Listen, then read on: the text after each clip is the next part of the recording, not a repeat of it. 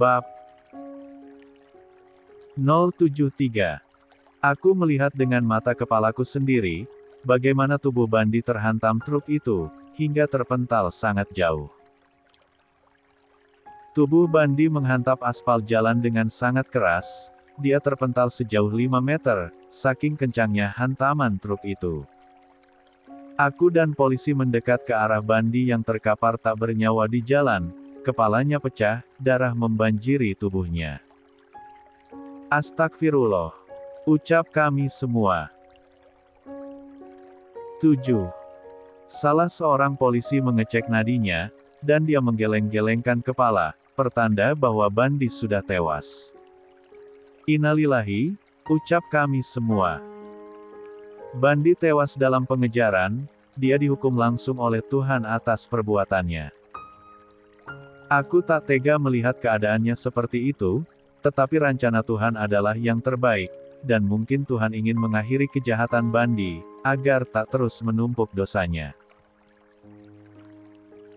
Polisi menelepon ambulans, orang-orang yang melintas menghampiri jasad Bandi untuk melihat kondisinya. Polisi segera menutup tubuhnya dengan kain, agar orang-orang tak merasa ngeri melihat keadaan jenazahnya. Ambulans datang tak lama setelah dihubungi, jenazah Bandi dibawa ke rumah sakit. Aku kembali ke rumahku dengan perasaan yang campur aduk, antara senang, sedih, dan ngeri. Bandi, apapun yang kamu lakukan, dan sebesar apapun dosamu, semoga Tuhan mengampunimu. Selamat jalan, mungkin ini jalan terbaik untukmu agar dosamu tak bertambah lagi. 8. Rumah sakit. Aku, Natasha, Fandi dan Raihan, duduk bersama di kursi tunggu di depan kamar jenazah. Kami hanya ingin tahu bagaimana hasil pemeriksaan terhadap jenazahnya yang tewas mengenaskan.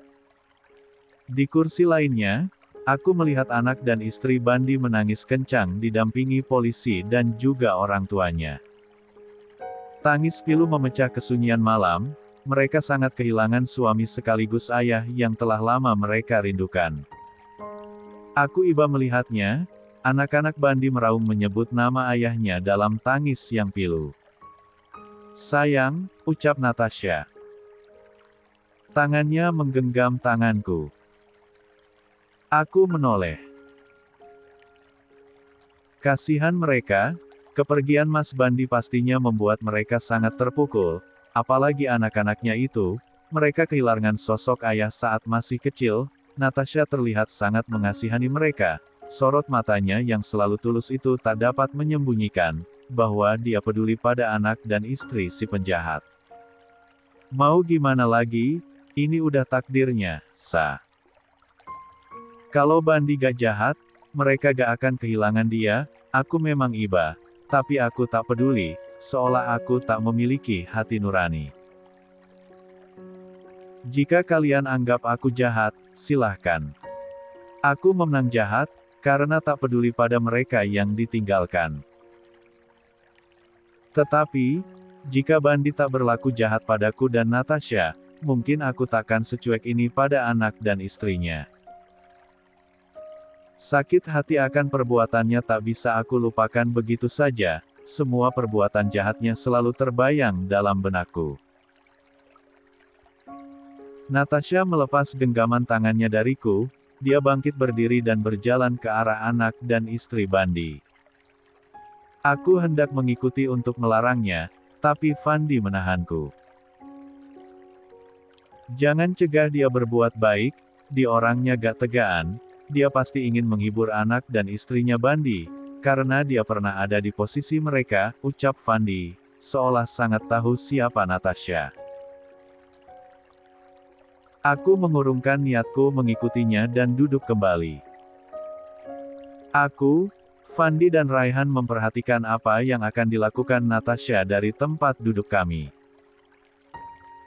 Natasha mendekat pada anak perempuan Bandi yang berusia sekitar 15 tahun itu, dia lalu memeluknya.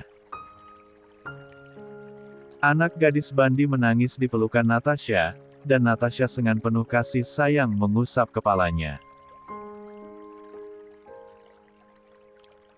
Tak hanya itu, Natasha juga memeluk anak bungsu Bandi. Dia berusaha tersenyum untuk menghibur Bocal. Itu.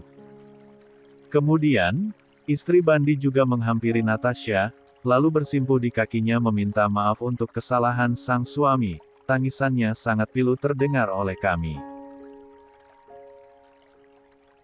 9. Natasha meminta istri Bandi untuk tak bersimpuh padanya, karena usainya lebih muda dari istri Bandi, dan tentu saja dia merasa tak sopan. Natasha memeluk istri Bandi, menenangkannya dengan ucapan-ucapan yang baik. Kulihat wanita itu sedikit tenang, walaupun tangisannya tak berhenti. Mataku berembun melihat adegan seperti itu, entah hatinya terbuat dari apa, tapi Natasha sangatlah baik. Dia selalu memaafkan siapa saja yang telah berbuat jahat padanya. Dia tak pernah memendam dendam pada siapapun, dia seolah dengan mudah melupakan apa yang telah terjadi. Lu beruntung, Jas. Punya istri yang hatinya seperti malaikat, lu harus sering bersyukur, ucap Fandi padaku. Aku mengangguk. Ya, aku memang sangat bersyukur memiliki Natasha. Tanpa dia, mungkin hidupku juga takkan seindah ini. Natasha selesai dengan tugasnya menenangkan anak dan istri Bandi. Dia kemudian kembali duduk bersama kami. Aku mengelus perutnya, Natasha memegang tanganku, aku menatapnya. Tolong maafkan Mas Bandi, ucapnya serius. Natasha seakan memohon lewat tatapan matanya, agar aku memaafkan Bandi. Aku tersenyum. Tentu, aku memaafkan dia, karena aku punya pawang yang bisa meluluhkan hatiku, jawabku gombal. Sedikit. Natasha tersenyum dan tersipu malu, aku mencium tangannya sangat lama. Ya elah, dalam suasana kayak gini aja masih sempat-sempatnya bucin. Dasar omong genit. Ejek Fandi. Padaku. Aku menoleh padanya. Biarin, suka-suka gue, daripada lu kasihan puasa 40 hari, wiu. Aku balik mengejeknya dengan menjulurkan lidahku. Fandi mendengus kesal dengan ejekanku. Mungkin dia teringat kembali kalau dia harus puasa menjamah Laila yang baru melahirkan selama 40 hari atau mungkin lebih, hahaha. Raihan terkekeh mendengar ejekanku pada adik iparnya itu, padahal dia belum mengalaminya tapi sepertinya dia sudah mengerti banyak. Polisi dan dokter keluar dari kamar jenazah. Kami berdiri dan menghampiri mereka. Bagaimana, Dok? Tanyaku. Tidak ada yang aneh dengan jenazah korban, tapi luka di kepalanya sangat parah, dan itu adalah penyebab utama kematiannya. Kami akan segera memandikan jenazah seperti seharusnya sesuai keyakinan yang dianut olehnya, lalu mengirimkan jenazahnya kepada keluarga untuk dikuburkan, jelas dokter. Apa dia gak teridentifikasi menggunakan obat-obatan terlarang lagi, Dok? Aku penasaran dengan itu. Tidak, sepertinya dia benar-benar sudah tidak menggunakan obat-obatan itu lagi, jawab dokter. Aku menghela nafas lega. 10. Pak, ini kami temukan di dalam saku jaket tersangka. Atas nama Bapak polisi memberikan buku rekening dan kartu ATM yang sempat aku berikan pada Bandi sebelum kejadian. Aku menerimanya dan mengucap syukur, karena itu masih rezekiku dan kembali padaku. Rumah Bapak saat ini sedang dalam penggeledahan oleh tim kami, untuk mengetahui dari mana tersangka bisa masuk saat Anda sedang tak ada, tambah polisi. Ah, iya, terima kasih banyak, Pak Polisi, sudah datang tepat waktu, sehingga kami bisa meloloskan diri, aku berterima kasih. Tentu saja, Pak. Kami akan berusaha sebaik mungkin untuk menjalankan tugas kami sebagai polisi, jawabnya ramah.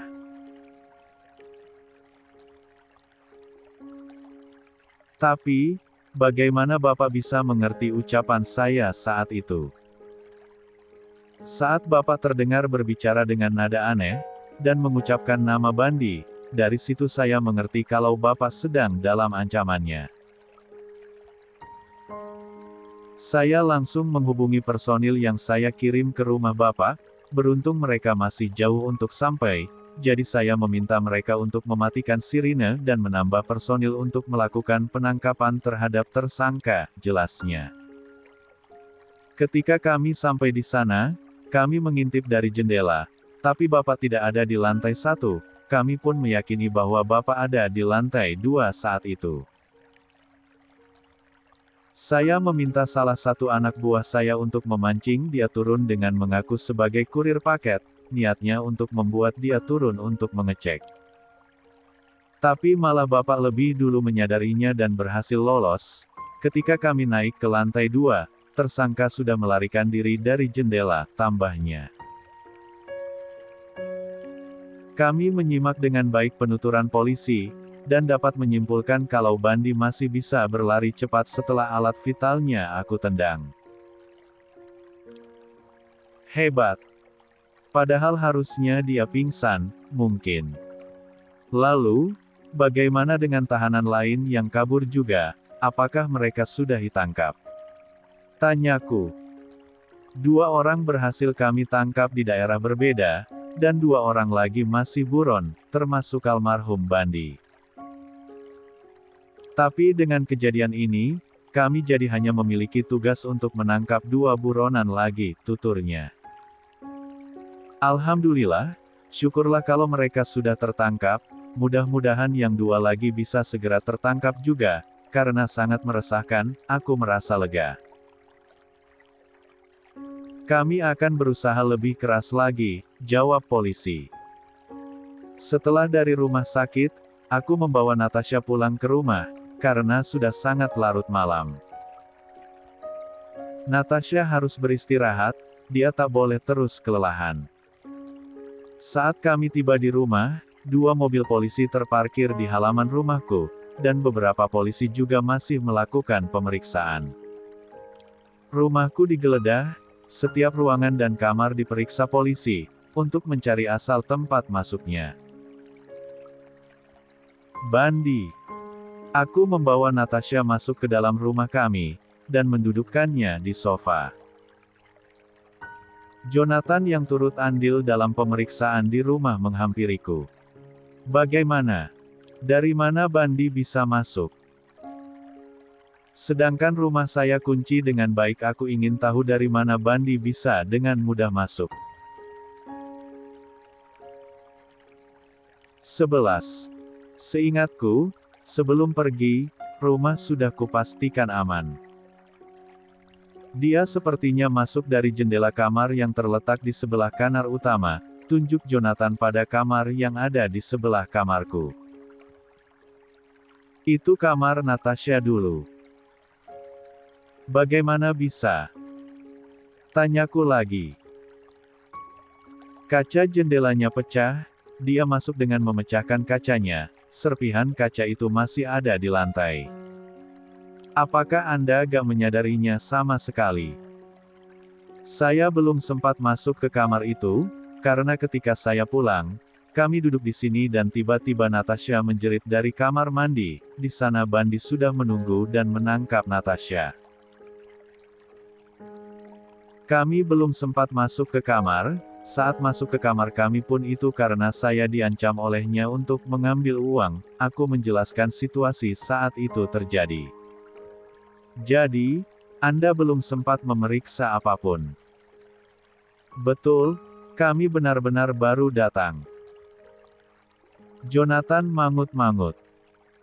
Tersangka sepertinya tidak datang mendadak, dia kemungkinan tinggal di rumah ini selama Anda tidak ada.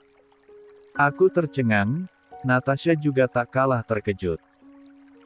Jika memang Anda baru datang, Anda tidak mungkin memasak dan membuat kopi, bukan? Dalam pertanyaan Jonathan itu, tersimpan teka-teki. Maksudnya, dia memasak dan membuat kopi di rumah ini. Ya, mari ikut saya. Ajaknya. Aku mengikuti Jonathan ke dapur, dia kemudian menunjukkan rice cooker yang menyala, di dalamnya berisi nasi. Lalu, membuka kulkas, di mana daging dan sayuran yang sempat kami beli sebelum pergi telah ripe. Benar, Bandi pasti tinggal di rumahku selama kami tak ada. Dia memecahkan kaca jendelanya karena kunci jendela terlalu sulit untuk dibuka, setelah aku menggantinya dengan yang lebih safety. Padahal aku tadi pergi ke dapur untuk mengambil air minum, tapi aku tak menyadarinya sama sekali, kalau dapurku telah dipakai orang. Ya Tuhan! Mengapa aku sebodoh itu? Tak menyadari perubahan apa yang ada di rumahku. Jonathan lalu membawaku ke meja makan, di sana ada cangkir bekas kopi, yang masih menyisakan ampas kopi di dalamnya. Tidak baru, karena ampas kopi itu setengah kering, mungkin sekitar 1 atau 2 hari lalu ditinggalkan di atas meja. Anda tidak mungkin meninggalkan cangkir kotor sebelum pergi, bukan? Tanya Jonathan lagi. Aku menggeleng. 12. Tak hanya tidak mungkin, tapi karena jika aku meminum kopi, aku akan duduk di depan TV, bukan di meja makan. Benar-benar si Bandi ini, kejahatannya sudah sangat keterlaluan. Dia pasti tinggal di sini untuk menungguku pulang dan menyerangku. Bandi juga pastinya di rumahku ini aman dari kejaran polisi, karena aku yang kabur keluar kota dan bersembunyi di sana, memungkinkan polisi tak akan datang kemari. Jonathan membawaku ke kamar lama Natasha, menunjukkan kaca jendelanya yang pecah berserakan di lantai. Kamar ini memang bukan kamar utama, tak begitu terlihat dari jauh walaupun kaca jendelanya pecah, orang-orang tak akan menyadari itu. Usai menunjukkan semua keanehan di rumah padaku, Jonathan dan polisi yang memeriksa pun berpamitan, karena tugas mereka sudah selesai. Terlebih lagi, tersangka yang sudah tewas dalam pengejaran, akhirnya kasus ditutup. Aku dan Natasha masuk ke kamar kami dan berbaring untuk tidur. Natasha memelukku di tempat tidur, aku memeluknya. Kamu tahu gak? Aku takut banget pas Mas Bandi tiba-tiba ada di dalam kamar mandi. Dia langsung tarik aku dan menempelkan pisau ke leherku. Aku merasa itu akhir dari hidupku, tutur Natasha, mengingat kejadian tadi saat dirinya ditahan Bandi.